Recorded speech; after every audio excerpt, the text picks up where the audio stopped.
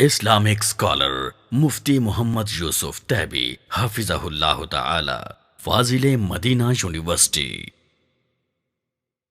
قال الله سبحانه وتعالى: وسارعوا إلى مغفرة من ربكم وجنة عرضها السماوات والأرض أعدت للمتقين الذين ينفقون في السراء والضراء والكاظمين الغيظ والعافين عن الناس والله يحب المحسنين.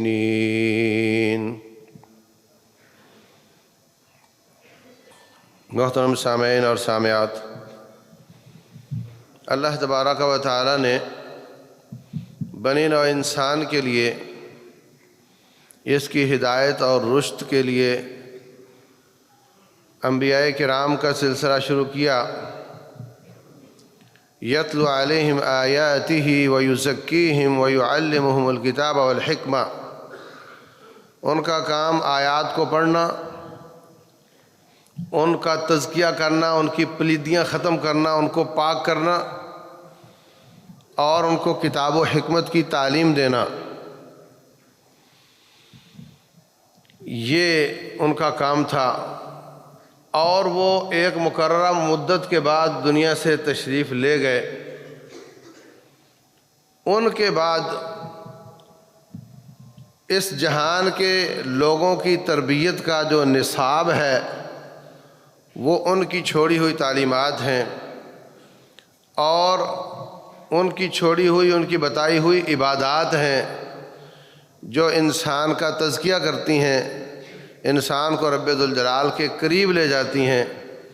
ان سے اس میں قدورتیں، نفرتیں، عداوتیں، دشمنیاں، کینہ، بغض اور ہر قسم کی آلائشیں ختم ہوتی رہتی ہیں، اور ہر قسم کی فحاشی اور بے حیائی اور برائیاں ختم ہوتی رہتی ہیں، اور اس کی اصلاح کا مسلسل پروسیس چلتا رہتا ہے.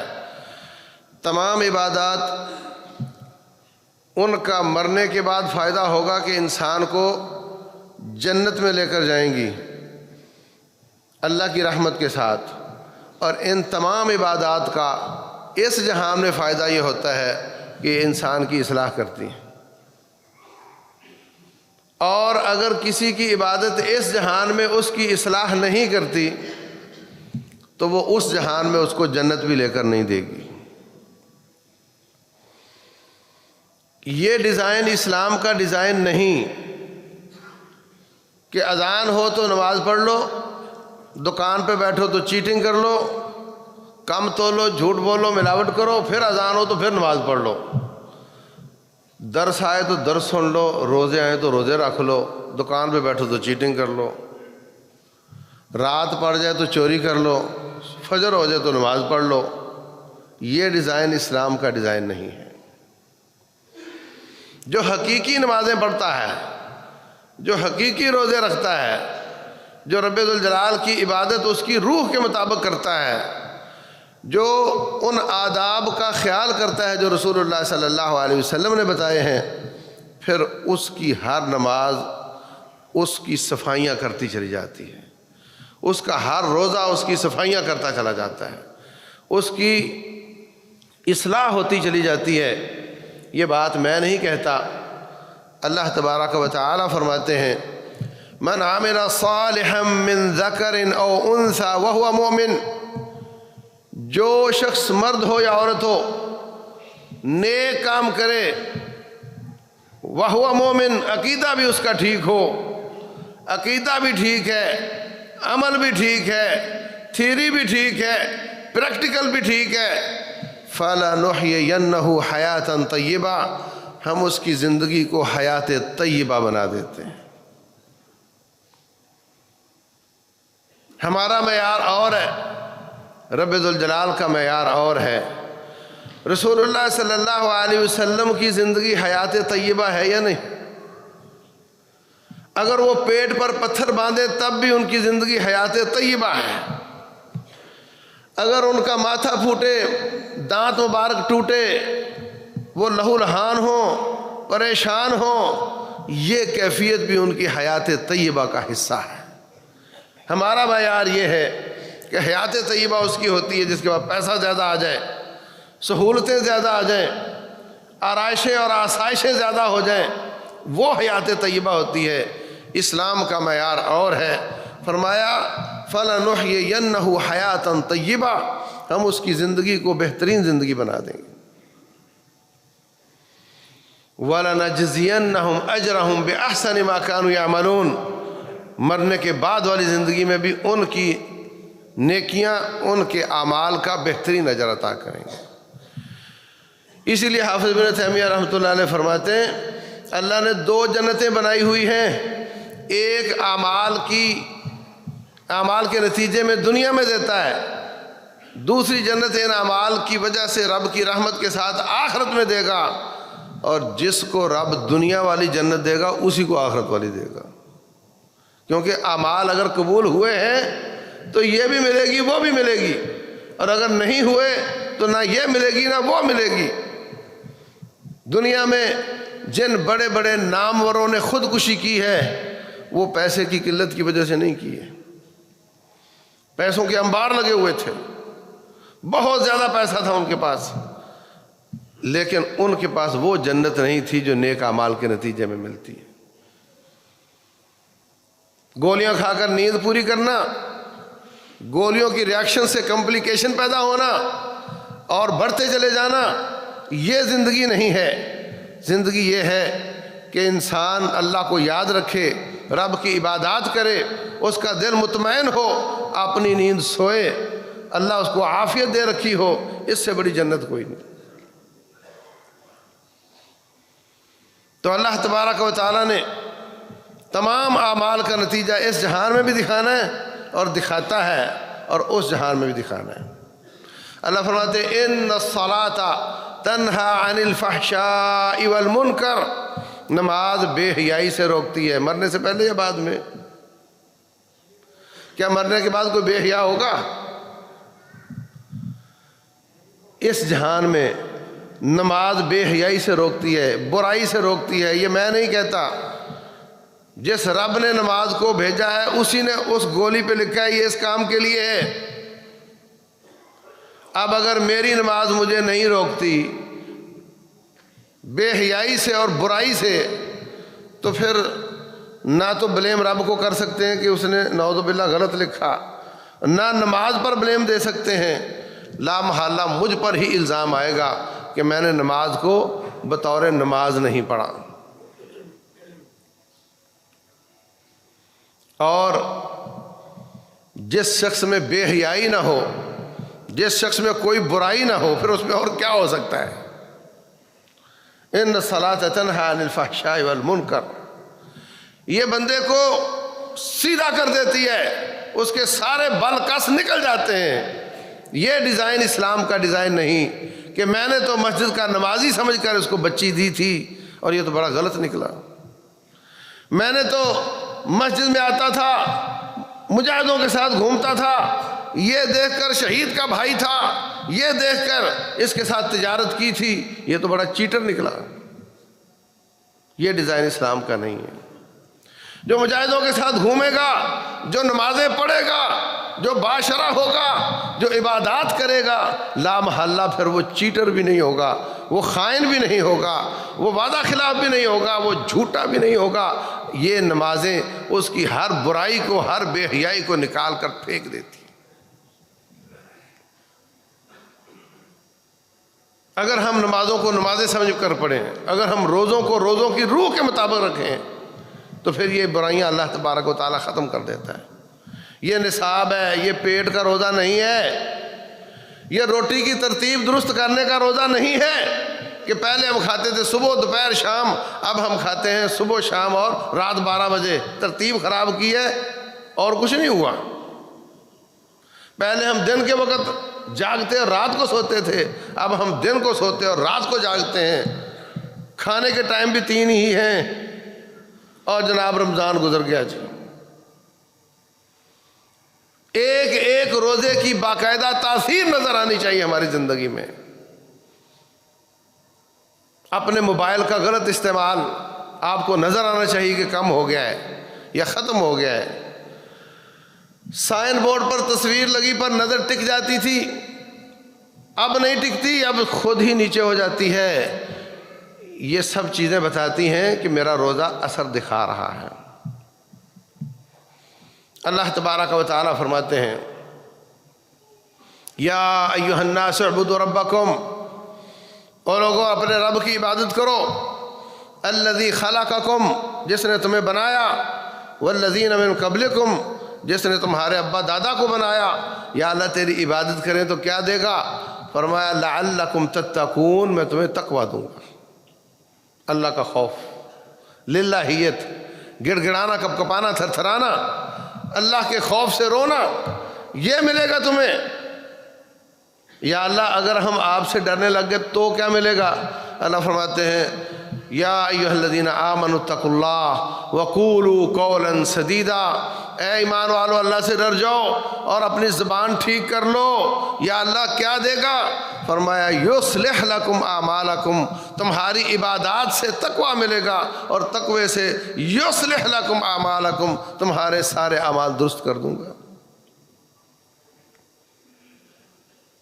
یا اللہ اب کے بعد تو ٹھیک ہے درست کر دیں گے، ہماری اصلاح ہو جائے گی، لیکن جو اب تک کے پاپ کر چکے ہیں اس کا کیا بنے گا؟ اللہ فرماتے ہیں یصلح لکم اعمالکم ویغفر لکم ذنوبکم، میں پچھلے بھی سارے معاف کر دوں گا۔ یہ ایسی جوہر نایاب چیز ہے کہ جس سے ماضی بھی ٹھیک ہو جاتا ہے، حال بھی ٹھیک ہو جاتا ہے، مستقبل بھی ٹھیک ہو جاتا ہے۔ ملتی کہاں سے؟ روزے سے، ملتی ہے نماز سے، ملتی ہے تقوی حج سے، بلکہ تمام عبادات سے اللہ تبارک و تعالیٰ کا خوف نصیب ہوتا ہے۔ جب یہ مل جاتا ہے تو پھر ہر چیز درست ہو جاتی ہے، ہر کام ٹھیک ہو جاتا ہے، پھر کوئی کسی قسم کی کسر باقی نہیں رہ جاتی، اور آپ کی عبادت کے نمبر اتنے ہی لگنے ہیں جتنا اس سے تقویٰ نکلا۔ اللہ فرماتے ہیں لن ینال اللہ لحومها ولا دماؤها ولکن ینالہ التقوی منکم، جانور رب کے لیے ذبح کرتے ہو، گوشت خود کھا جاتے ہو، خون زمین میں چلا جاتا ہے، جس کے لیے ذبح کیا اس کو کیا ملا؟ فرمایا وَلَكِنْ يَنَالُهُ التَّقْوَى مِنْكُمْ، اس جانور کے ذبح کرنے سے جو تیرے اندر تقویٰ ملا ہے، تجھے جو تقویٰ ملا ہے وہ اللہ کے پاس جاتا ہے۔ اگر گوشت مل گیا اور تقویٰ نہیں نکلا تو پھر رب کے پاس کچھ نہیں جاتا اور وہ عبادت قبول نہیں ہوتی۔ آدم علیہ السلام کے دو بیٹوں کا قصہ اللہ تعالیٰ نے بیان کیا ہے۔ دو بیٹے اذ قربا قربانا فتقبل من احدهما ولم يتقبل من الاخر، انہوں نے قربانی پیش کی، ایک ہی قربانی کو اللہ نے قبول کر لیا۔ اس زمانے میں آگ آسمان سے آتی تھی اور اس کو جلا کر کے چلی جاتی تھی، پتہ چل جاتا تھا یہ کھرا ہے یہ کھوٹا ہے۔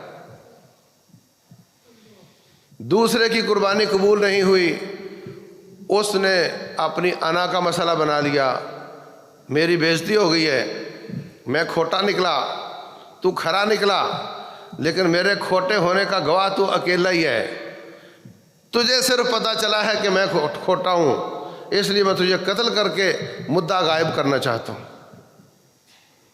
اس نے کہا سن، مجھے قتل کرنا چاہتا ہے کر لے،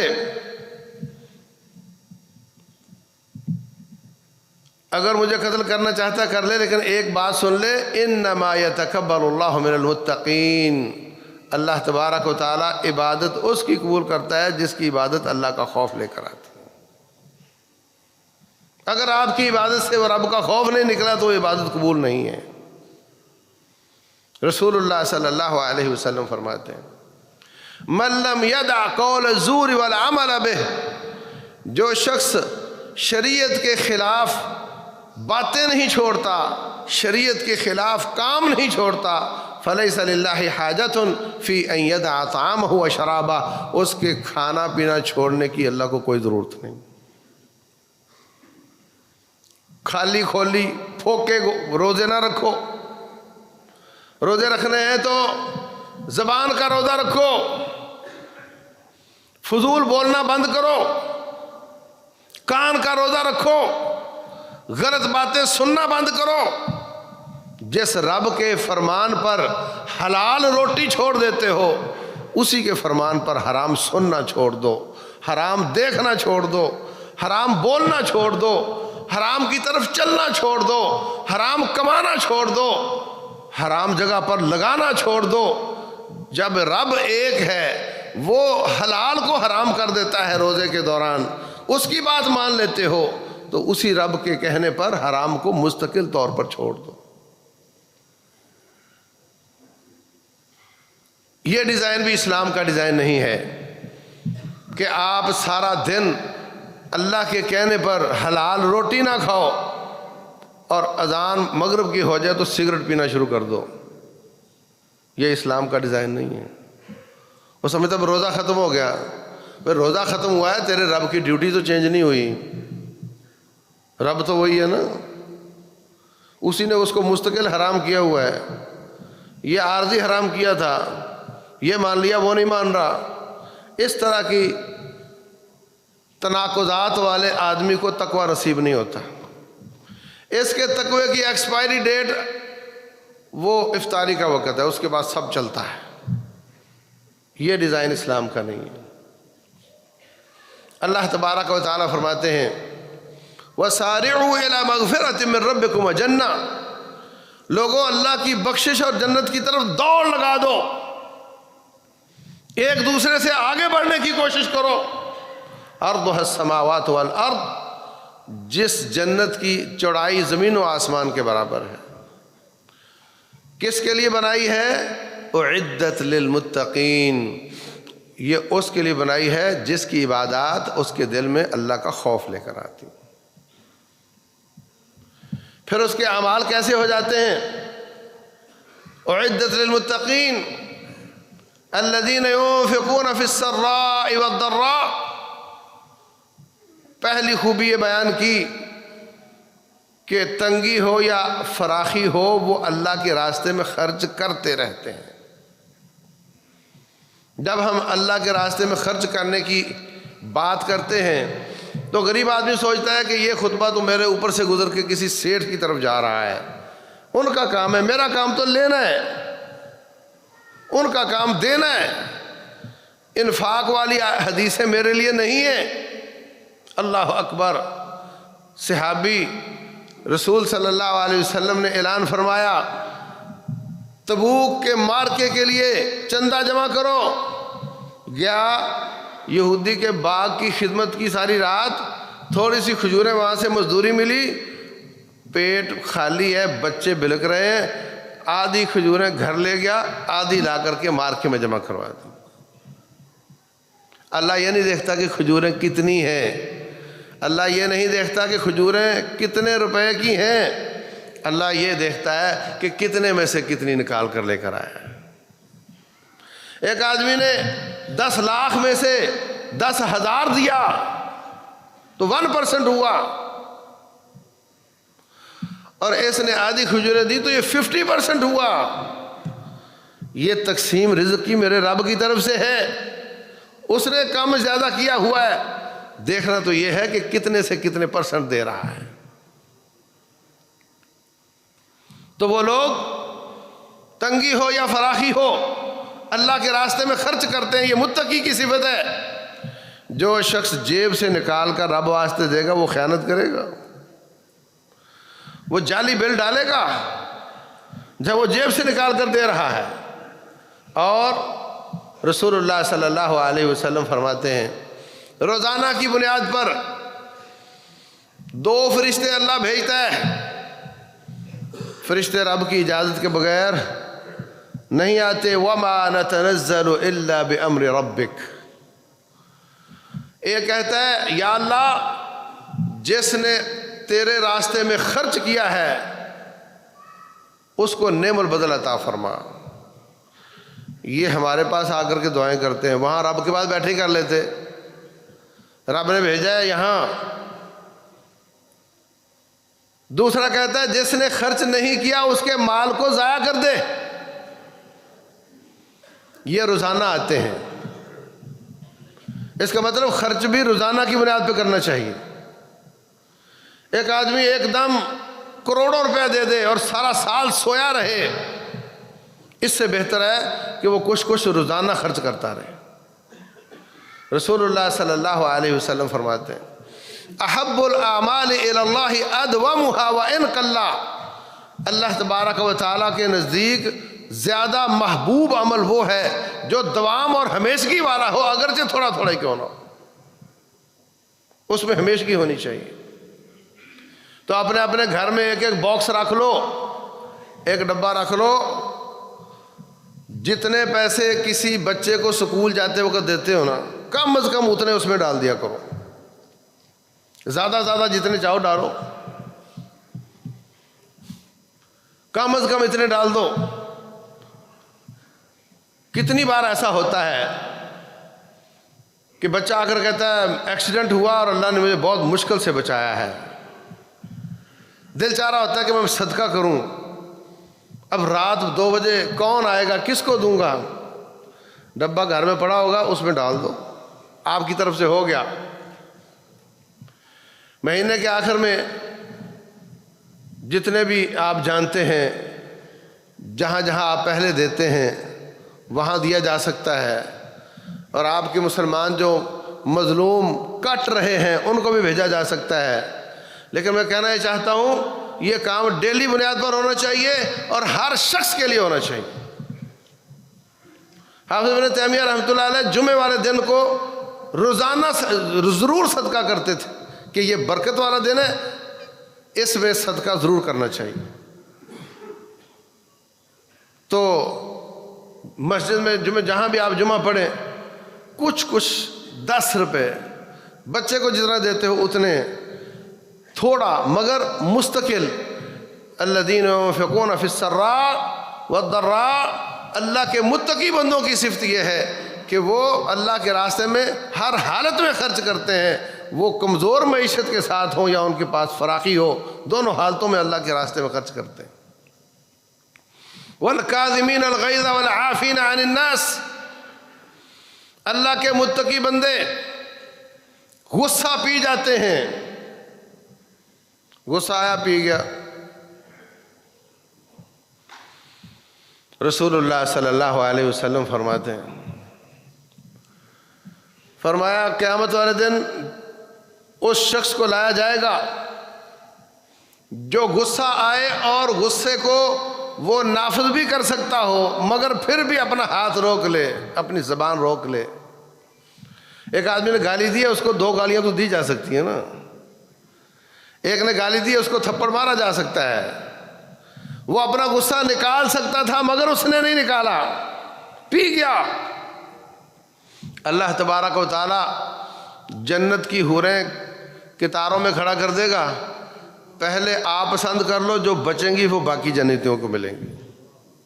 اور حدیث کے لفظ ہیں حتی یخیرہ من الحور العین ما شاء.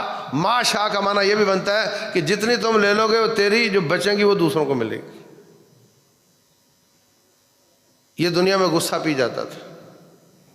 آج ہمیں ایسی شیطان کی مصیبت ہے کہ ہم اس کو اپنی ناک کا مسئلہ بنا لیتے ہیں. بہت لوگ شکایت کرتے ہیں کہ میری گھر والی بہت لڑاکی ہے. میں کہتا ہوں تو بڑا خوش قسمت ہے، اس کی ایک لڑائی پہ تجھے جنت کی حوریں مل رہی ہیں. صبر کیا کر. اور رسول اللہ صلی اللہ علیہ وسلم فرماتے ہیں ناقصات عقل و دین اذهب للب الرجل الحازم. یہ بیچاری عقل کی ناقص ہوتی ہیں، دین کی بھی ناقص ہوتی ہیں. تو جب بلٹ ان یہ ان کی برانڈڈ مصیبت ہے، یہ کمزوری ہے، تو ان سے کیا نکالے گا؟ کیا ان کے بارے میں جب پتہ تجھے کہ ایسا ہی ہے تو پھر صبر کیا کر. اور ہر لڑائی پہ رب تجھے وعدہ دیتا ہے کہ جنت کی حوریں ملیں گی انشاءاللہ. والکاظمین الغیظ، غصہ پی جانے والے، والعافین عن الناس، لوگوں کو معاف کر دینے والے.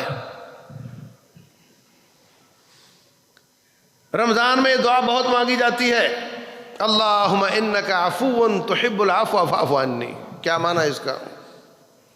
اے اللہ تو معاف کرنے والا ہے، معافی کو پسند کرتا ہے، مجھے معاف کر دے۔ معاف کرنے والا کا معنی اللہ معاف کرنے والا ہے تو معافی دینا رب کی سنت ہوا۔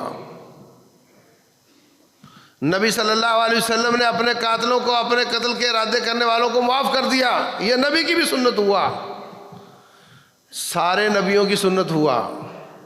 معافی دینا اتنا عظیم عمل ہے کہ یہ اللہ کی بھی سنت ہے، انبیاء کی بھی سنت ہے۔ رسول اللہ صلی اللہ علیہ وسلم فرماتے ہیں قیامت والے دن ایک شخص کو پیش کیا جائے گا، وہ لوگوں کو قرضہ حسنہ دیتا تھا، قرضہ لے لیے 6 مہینے کے لیے، واپس آ کر کہتا ہے جناب میں تو آ گیا مگر پیسے مجھ سے ہو نہیں سکے۔ 10 لوگوں کو دیا، وہ پیسے واپس لے آئے، ایک کہتا میں نہیں دے سکتا، وہ کہتا ہے اس کو 6 مہینے اور مہلت دے دو۔ رسول اللہ صلی اللہ علیہ وسلم فرماتے ہیں، یہ دوسری حدیث ہے، جو شخص کسی کو قرض دیتا ہے جب تک اس کی مدت نہیں آ جاتی اس کو روزانہ اتنا پیسہ صدقہ کرنے کا اجر ملتا ہے،